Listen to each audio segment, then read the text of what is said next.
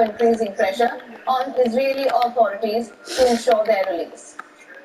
This video has been released a day after a similar video was shared by Hamas showing three elderly Israeli hostages pleading for their release. Meanwhile, Yemen's Houthi rebels have now reacted to United States' 10-member coalition in the Red Sea formed to deal with their threat. The Iran-backed rebels say international coalition is part of aggression against Palestinians and contradicts international law.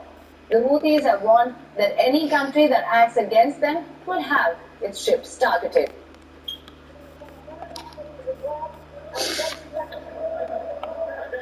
Let's shift our focus now. Hopes of another hostage deal have been renewed in the ongoing Israel-Hamas war, as both warring parties have agreed for ceasefire talks. Hamas chief Ismail Haniyeh is set to visit Egypt on Wednesday. He is due to meet Egyptian intelligence chief to discuss a new agreement. This comes after the trilateral meet between the heads of Israel and Pakistan and the United States CIA. As per reports citing sources close to the talks, these talks were positive, but the deal might not be imminent. And while efforts on a ceasefire continue, a United Nations Security Council vote on Gaza has been delayed for the second consecutive day. The vote has been delayed as the UAE and the United States are struggling to agree on language that cites a cessation of hostilities and a proposal to set up UN aid monitoring. Meanwhile, Israeli army says it is advancing in the south as well as north of Gaza. The IDF raided and detained staff at least two of the last functioning hospitals in northern Gaza.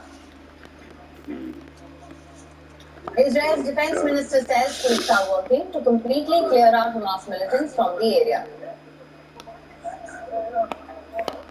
בצפון הרצועה, העולם מתמקדת בטיהור סופי של המרחב העזתי וכניסה אל תת הקרקע, מנהרות ועומקים גדולים, שאנחנו מוצאים שם שלל גדול מאוד מכל הסוגים והמינים ומביאים אותו אלינו, דברים מאוד מאוד משמעותיים שעוד ייחשפו לציבור.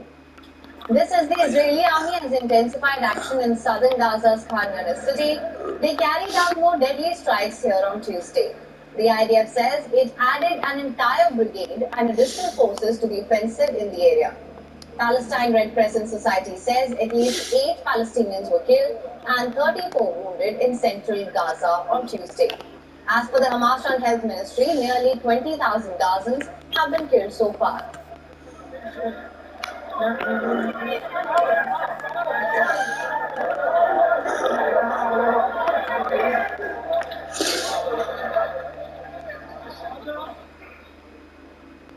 On the other hand, Palestinian militant group Islamic Jihad has released a video of 2 hostages pleading to be freed. The 2 elderly men in the video called for increasing pressure on the Israeli authorities to ensure their release. This video has been released a day after a similar video was shared by Hamas showing 3 elderly Israeli hostages pleading for their release. Meanwhile, Yemen's Houthi rebels have now reacted to the United States' 10-member coalition in the Red Sea formed to deal with their threat. The Iran-backed rebels say the international coalition is part of aggression against Palestinians and contradicts international law. The Houthis have warned that any country that acts against them will have its ships targeted.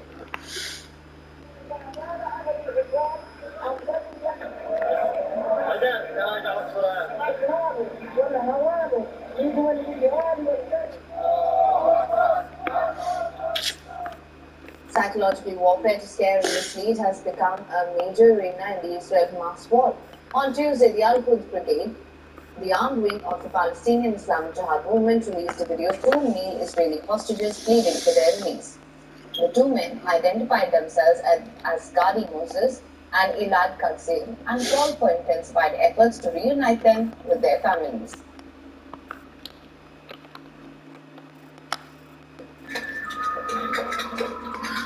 This is Layla. She's our Salesforce release manager, but sometimes... In the clip, hostage Gadi Moses is heard saying, "We're dying every moment. We are in an unbearable situation." The 2 men were both unshaven and appear to have lost weight. Moses is a farmer aged about 79, captured from the kibbutz on the 7th of October, when Hamas militants carried out their attack on southern Israel. Gadze, who is 47, was also taken from a kibbutz along with his mother, who was later released. According to media reports, his father was killed. On Monday, Hamas released a short video showing 3 other elderly Israeli hostages. Tel Aviv denounced it as a criminal terrorist video. הסרטון שחמאס שחרר בשעה האחרונה הוא סרטון טרור נפשע.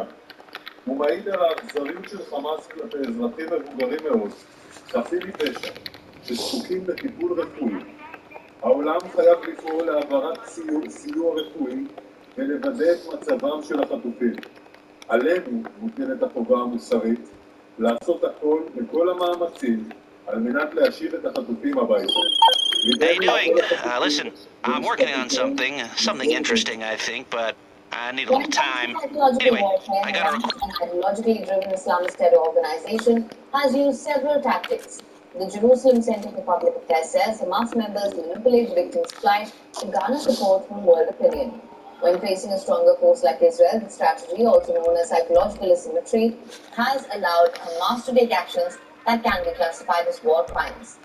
Taking cover under a bliss of distorted information, it focuses on Israel as the guilty party. Israeli officers are also pointing to Hamas' psychological games and say the military campaign would help end the captive crisis. Even in October, when Hamas released a video showing 3 women hostages, Netanyahu dubbed it cruel propaganda. Analysts say the release of hostages by Hamas had all the underpinnings of psychological thriller.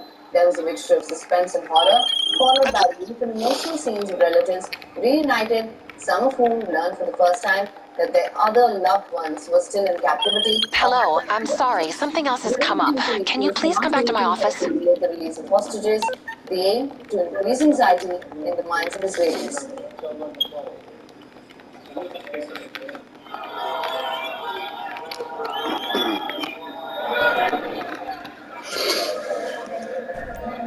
For more on this, we're now being joined by correspondent Jody Cohen from Tel Aviv. Jody, thank you so much for joining us. Hi there. Now, Jody, the UNSC resolution calling for a ceasefire has been delayed yet again, and the hostage talks seem to be ongoing. What more can you tell us about this?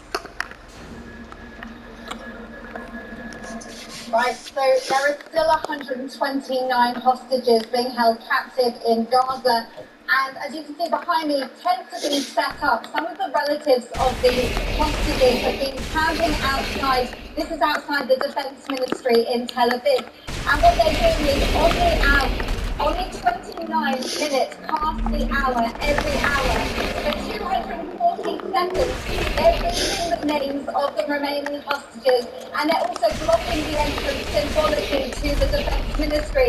Now, these numbers are symbolic as well. There are 240 seconds to represent the 240 hostages taken on the 7th of October, and at 29 past the hour, because 129 hostages are remaining. Now, as you said, the talks for the release of the hostages are going on. We've been told that no deal is imminent, but there are talks.